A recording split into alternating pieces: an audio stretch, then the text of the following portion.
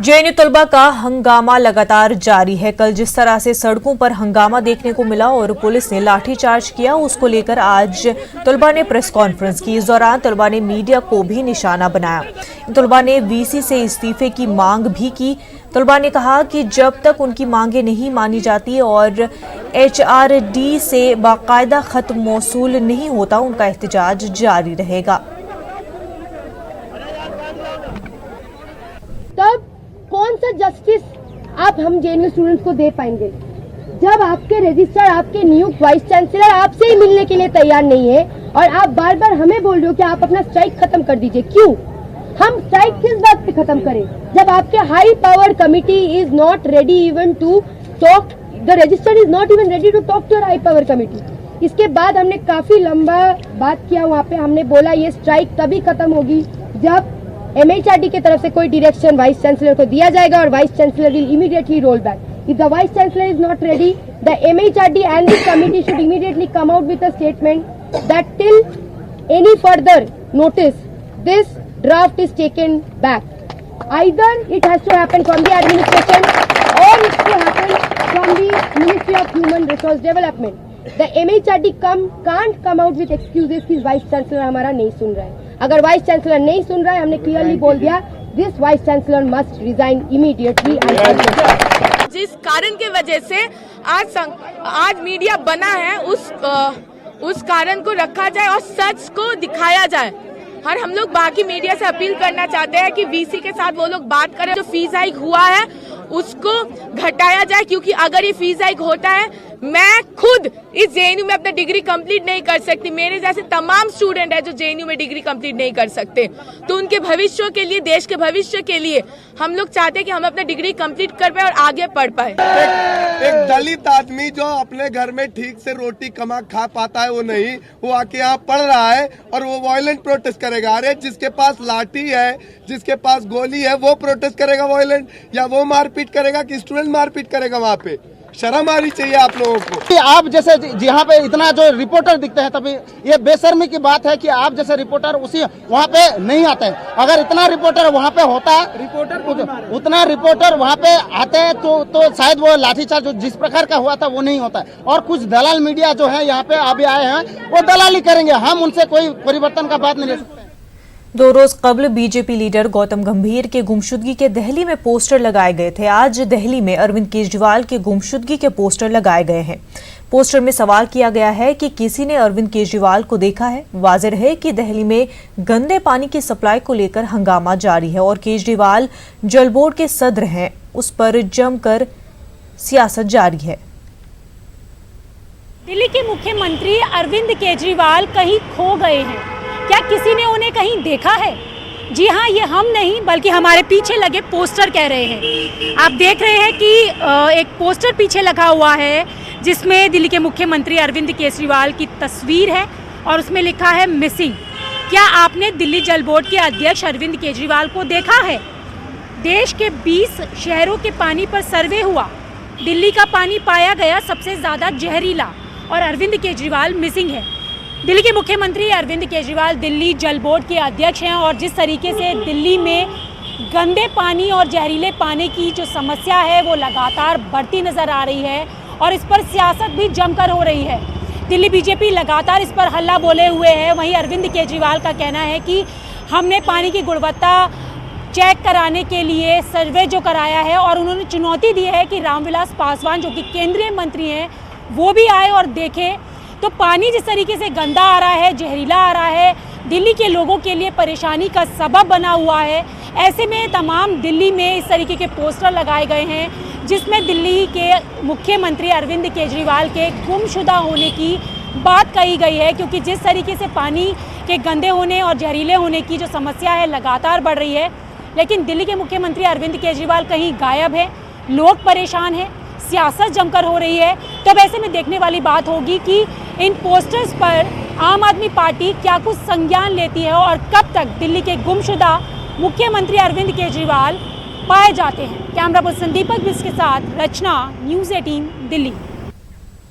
दिल्ली में आज बीजेपी ने जमकर हंगामा किया। बीजेपी कारकुनों और लीडरों ने आईटीओ पर दिल्ली हुकूमत के खिलाफ जमकर नारेबाजी और एहतजाज किया। दिल्ली में लगातार बढ़ रही फजाई आलूदगी और गंदे पानी की सप्लाई को लेकर उन्होंने एहतजाज किया। इन लोगों ने इल्जाम लगाया कि दिल्ली की अवाम जहरीले पानी से परेशान है और केजरीवाल को अपने इश्तिहार से ही फुर्सत नहीं। केजरीवाल जी केवल विज्ञापन छाप रहे हैं और विज्ञापनों से ये समस्या खत्म नहीं हो सकती। डेंगू का ऐसा ही विज्ञापन उन्होंने छापा, प्रदूषण का विज्ञापन छापा, पानी के बारे में आर्गुमेंट कर रहे हैं। ये सब बातों के लिए मूलभूत उनको जवाब देना पड़ेगा, कार्रवाई करनी पड़ेगी। आज तक दिल्ली में इस प्रकार की मूलभूत समस्याओं के लिए जनता को कभी रास्ते पर नहीं आना पड़ा। ये दिल्ली के इतिहास में दुर्दैवी इतिहास है, पहली बार दिल्ली का आदमी रास्ते पर उतरा है। ये दिल्ली की जनता से सीधा संबंध है, चाहे वो प्रदूषित हवा हो। ऑड इवन के नाम में उन्होंने फ्रॉड करा दिल्ली वालों के साथ, 50 लाख मास्क बांटे जिसमें उन्होंने घपला किया। आज पानी की गुणवत्ता को देखते हुए जिसको फ्री में बांट रहे हैं, आज पूरी जनता उनसे सवाल कर रही है कि पानी और हवा के नाम पे आपने दिल्ली को ठगा है, इसके सुधार करने की व्यवस्था करें वरना गद्दी छोड़ दें। आंजहानी वज़ीर-ए-आज़म इंदिरा गांधी का आज यौम पैदाइश है। इस मौके पर उन्हें खराज पेश किया जा रहा है। दिल्ली में शक्ति स्थल पर सोनिया गांधी, साबिक़ सदर जमहूरिया प्रणब मुखर्जी, साबिक़ वज़ीर-ए-आज़म मनमोहन सिंह और साबिक़ नायब सदर जमहूरिया हामिद अंसारी ने आंजहानी लीडर को खराज अक़ीदत पेश किया और उनकी समाधि पर गुलहाए अक़ीदत पेश किए।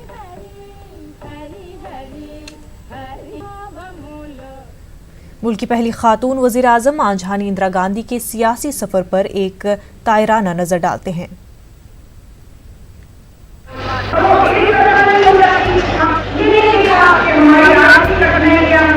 दो बार हिंदुस्तान की वज़ीर आज़म रही इंदिरा गांधी 19 नवंबर 1917 को एक मुअज़्ज़ज़ घराने में पैदा हुई। इंदिरा गांधी पंडित जवाहरलाल नेहरू की बेटी थीं। अपने बचपन के जमाने में उन्होंने अदम ताउन तहरीक के दौरान कांग्रेस पार्टी की मदद करने के मकसद से 1930 में बाल चरखा संघ और बच्चों की वानर सेना कायम की।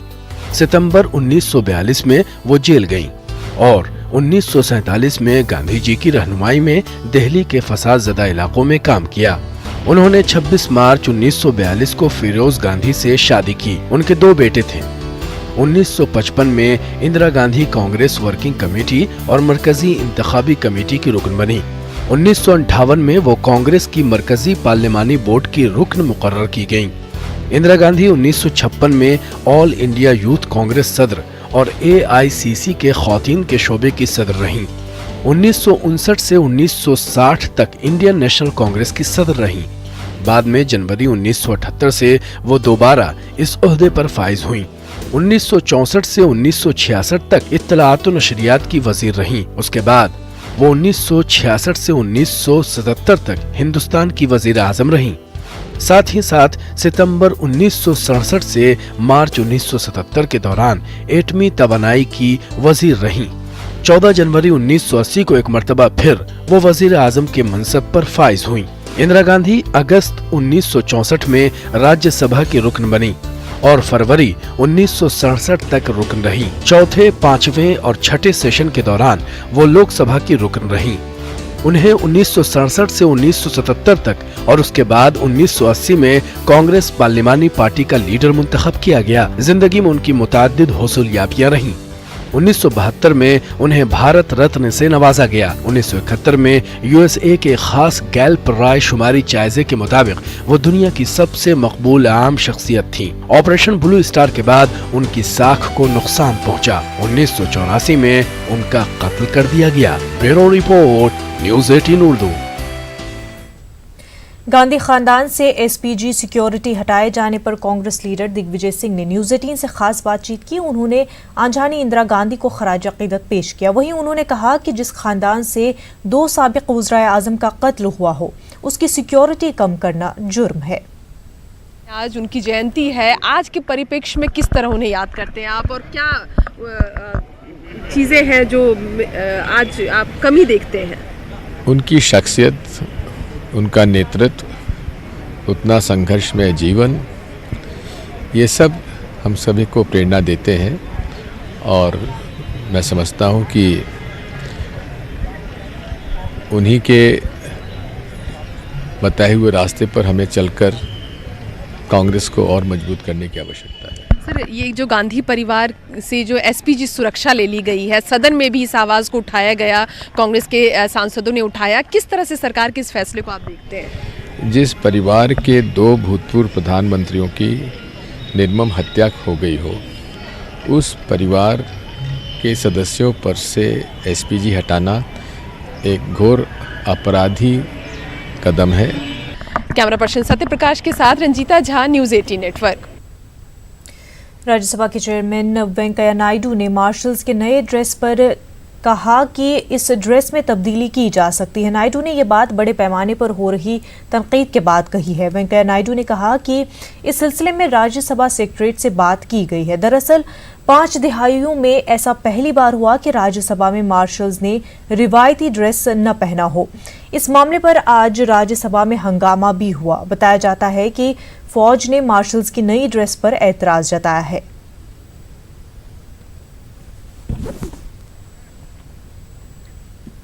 एमआईएम सदर असदुद्दीन ओवैसी ने दिल्ली में न्यूज़ 18 से खास बातचीत की। उन्होंने कहा कि ममता बनर्जी की गलतियों के सबब मगरबी बंगाल में बीजेपी फल फूल रही है। उन्होंने कहा कि एमआईएम मगरबी बंगाल में असेंबली इंतखाब में हिस्सा लेगी। असदुद्दीन ओवैसी, उनसे हम बात करते हैं। सर, जिस तरह से ममता बनर्जी का बयान आया है, मुस्लिम एक्सट्रीमिस्ट की बात की है, साथ ही साथ उन्होंने आपको कहीं ना कहीं बीजेपी की बी टीम भी बताया है। नहीं, अभी हम ए टीम हो चुके हैं। बी टीम मत कहिए, हमको बेइज्जती मत करिए। आप हमारे दोस्त हैं, आप हम ए टीम हो चुके हैं। बंगाल का इलेक्शन हम नहीं लड़े पार्लियामेंट में, 18 सीट बीजेपी जीत गई। किसने जिताया उनको? हमने जिताया, जबकि बंगाल का 100% मुस्लिम वोट उनको मिला। भाई, मालदा की सीट पर कौन जीता? पूरी दुनिया को मालूम मालदा में मुस्लिम परसेंटेज क्या है। मेरी वजह से हार गया आप मालदा। आप अपनी गुरूर, अपनी कमजोरियों की वजह से वहां पर बीजेपी को आपकी गलतियों से फायदा हो रहा है, मेरी वजह से नहीं। और आप इस तरह का स्टेटमेंट देकर बंगाल के गयूर मुसलमानों की तौहीन कर रही हैं, जिन्होंने आपका इतना साथ दिया, आपके बुरे वक्त में आपका साथ दिया। और आज आप इस तरह का बयान देकर बंगाल के मुसलमानों को एक्सट्रीमिस्ट कह रहे हैं। आपने उनकी तौहीन की है। सर, किशनगंज में आपने चुनाव जीता है, उसके बाद आपकी पश्चिम बंगाल में भी चुनाव लड़ने की तैयारी है। लड़ेंगे इंशाल्लाह इलेक्शन। तो साफ तौर पे कहना है कि वो जो है वो पश्चिम बंगाल में भी चुनाव लड़ेंगे। कैप्टन अपू पाठक के साथ विनीत कुमार, न्यूज़ 18 दिल्ली। वक्त हो गया मध्य प्रदेश छत्तीसगढ़ की खबरों का, तो नजर डालते हैं सुर्खियों पर। सुभाष चंद्र बोस की परपोती राजश्री का इल्जाम, नेहरू हुकूमत को बताया गांधी की मौत का जिम्मेदार, कहा अस्पताल ले जाने में की गई थी ताखीर। मध्य प्रदेश में रैगिंग पर नहीं लगी लगाम, मुल्क में तीसरा मकाम, यूजीसी ने जारी की रिपोर्ट, इस साल दर्ज हुए 717 मामले। भोपाल में शिखर सम्मान का इनकाद, हिंदी संस्कृत के साथ उर्दू अदब के फनकारों का किया गया एजाज।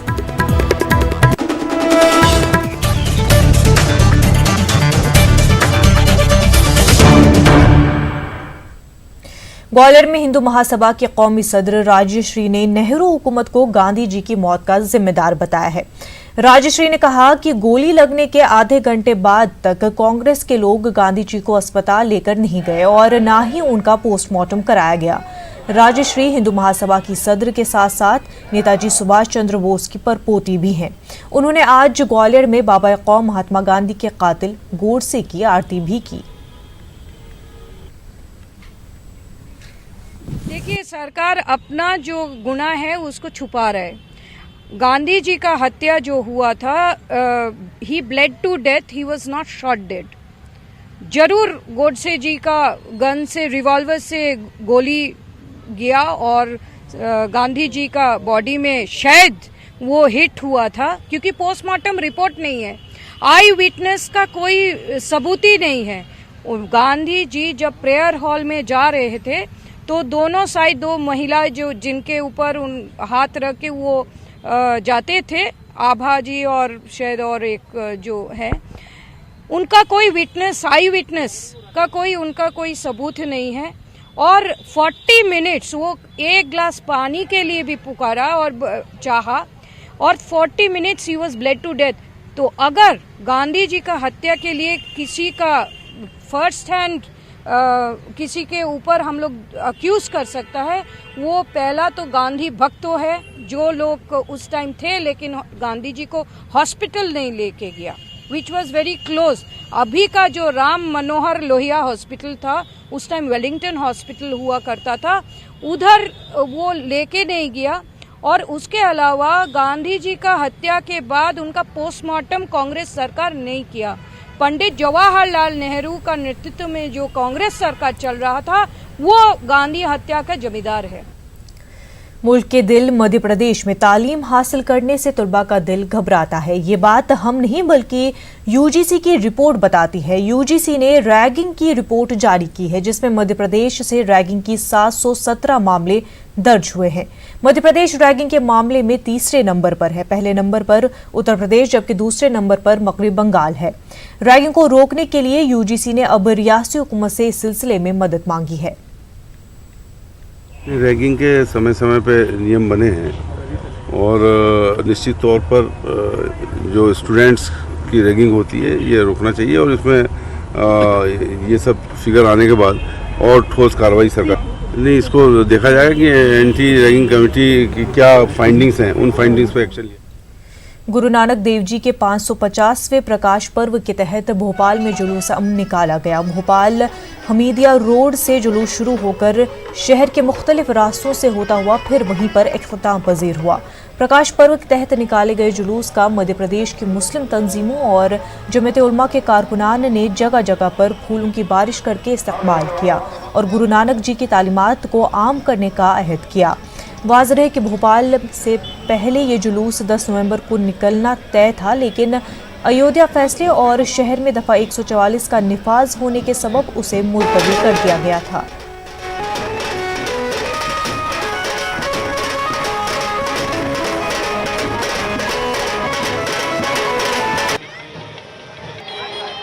आज हमारे सिखों के लिए बहुत बड़ा दिन है, और मैं कहता हूँ सिखों के लिए नहीं, पूरी मानवता के लिए बहुत बड़ा दिन है, क्योंकि साहिब श्री गुरु नानक देव जी महाराज जी का आज 550वां जन्म उत्सव पूरा विश्व मना रहा है। उसी खुशी में आज भोपाल में दूर से लोग पहुँचे हैं और यहाँ पे एक जल समारोह, जुलूस या नगर कीर्तन हम यहाँ पे निकाल रहे हैं और गुरु नानक देव जी का जस गा रहे हैं। देखिए, जमीयत उलमा का हमेशा से ये परंपरा रही है कि उसने शांति के लिए, अमन के लिए, सद्भाव के लिए देश में हमेशा से काम किया है। और क्योंकि आज गुरु नानक जयंती का मौका है और गुरु नानक देव जी का 550वां प्रकाश वर्ष चल रहा है, तो इस मौके पे परंपरागत जो है सिख समाज की तरफ से जुलूस निकाला गया है। और मैं समझता हूँ कि जो नानक देव जी ने जो अमन और शांति का जो पैगाम पूरी दुनिया को दिया है, तो उससे बढ़कर कोई पैगाम हो नहीं सकता। उसी पैगाम को लेकर, उसी के उनके संदेश को लेकर हम लोगों ने आपसी प्रेम के लिए, भाईचारे के लिए और शांति के लिए हम सब यहाँ इकट्ठा हुए हैं। और हम लोग यहाँ पर हमारे ये जो जुलूस है उसका हम लोगों ने यहाँ वेलकम रखा, इस्तकबाल रखा। मध्य प्रदेश महकमे सकाफत के ज़ेर एहतमाम भोपाल में एजाज़ तकरीब का इनकाद किया गया। एजाज़ तकरीब में हिंदी, संस्कृत, क्लासिकल मौसीकी और रक़्स के साथ उर्दू के मुमताज़ अदीबों को भी एजाज़ से सरफराज किया गया।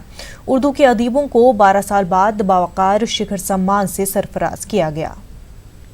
निराले ढंग आज माननीय संस्कृति मध्य प्रदेश हुकूमत के महकमे सकाफत के जरिए अदब, ज़बान और सकाफत के फ़रोग़ के लिए हर साल एजाज़ी तकरीब का इनकाद किया जाता है।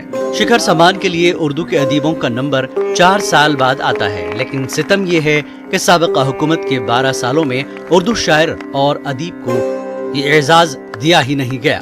मध्य प्रदेश में जब नई हुकूमत आई तो नई हुकूमत ने न सिर्फ 12 साल से बंद अवार्ड को शुरू किया, बल्कि उर्दू के एक साथ 3 अदीबों को बावकार शिखर सम्मान से सरफराज करने का फैसला किया गया। मैं आज के इस अवसर पर इतना ही कहना चाहूंगी, और थोड़ा तकलीफ भी होती है। आदरणीय चाचा हमारे नाथ इंदौरी जी ने कहा कि बहुत दिनों बाद उनके स्वजन को रेखांकित किया गया है। वाकई मुझे भी बड़ा दुख होता है कि पिछले कई सालों से हमारा जो शिखर सम्मान, हमारा जो महत्वपूर्ण सम्मान है प्रदेश की संस्कृति विभाग का, मुझे भी बड़ी ग्लानि हुई कि 16, 17, 18 में एक ही बारी में दे रही हूँ। एजाज़ और सम्मान ये अच्छी चीज़ें लगती हैं, सभी को पसंद है। और सबसे बड़ी बात तो ये कि इस सरकार ने पहली बार मेरी तरफ देखा है।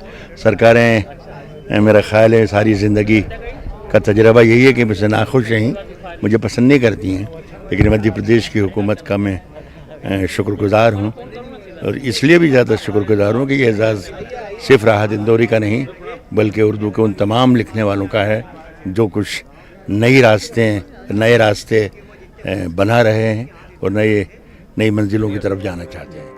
शिखर सम्मान मध्य प्रदेश का बावकार एजाज है।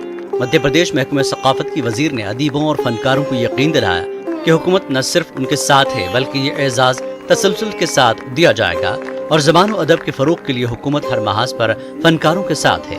न्यूज़ 18 उर्दू, भोपाल। सयाहत किसे अच्छी नहीं लगती, लेकिन इंसान की जिंदगी में ये मौका बहुत कम आता है कि वो घर की उलझनों से निकलकर खूबसूरत मकाम की सयाहत करे। बोहरा समाज के दाई सैयदना डॉक्टर मुफद्दिल सैफुद्दीन ने अपनी कम्युनिटी के लोगों के लिए मुफ्त सयाहत का सिलसिला शुरू किया है।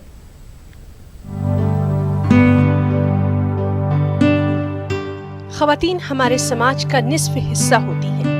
मर्द घर के बाहर अपना काम अंजाम देते हैं, वहीं ख़वातीन घर की जिम्मेदारियों को बहुस्न खूबी अंजाम देती हैं। मर्द समाज तो घर से बाहर निकलकर अपने मूड को फ्रेश कर ही लेता है, लेकिन ख़वातीन अगर घर के माहौल से दूर जाएं तो वो कहाँ जाएं? इसके बारे में लोग कभी नहीं सोचते। बोहरा समाज के दाई सैयदना डॉक्टर मुफद्दिल सैफुद्दीन ने बोहरा समाज की ऐसी बुजुर्ग ख़वातीन जिन्होंने अपनी जिंदगी में घर और ससुराल के अलावा कुछ भी नहीं देखा, उन्हें हिंदुस्तान की मुफ्त सयाहत के साथ साथ मुकामात मुक़द्दसा की ज़ियारत का सिलसिला शुरू किया है। क्या कहते हैं इस सिलसिले में मुंतज़मीन, आप भी सुनिए। हमारे जो सैयदना साहब उनका फरमान आलिया है कि बुज़ुर्गों को आप तफरी में लेके जाओ। बुज़ुर्ग घर पे रह के बिल्कुल फ्रस्ट्रेट होते हैं, तो उनका माइंड भी चेंज होगा और वो थोड़ा सा बाहर भी घूमेंगे तो थोड़ा सा फर्क लगेगा। तो हम लोग यहाँ से हमारा जो ट्रस्ट है वो मेडिकल ट्रस्ट है। फुल दाऊदी बोहरा समाज के जितने भी वर्ल्ड वाइड हैं उसको हम हेल्प करते हैं।